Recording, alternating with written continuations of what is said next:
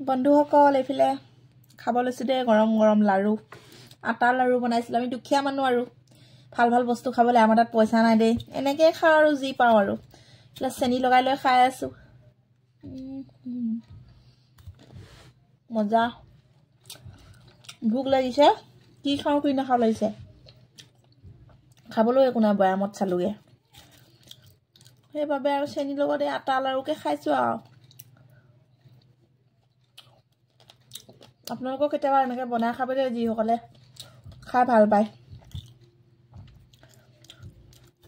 কিছুমানে ভাবিব আকৌ গৰুৱে খোৱা বস্তু খাইছে বুলি আমি সব খাব পাৰো আমাৰ সব হজম হয়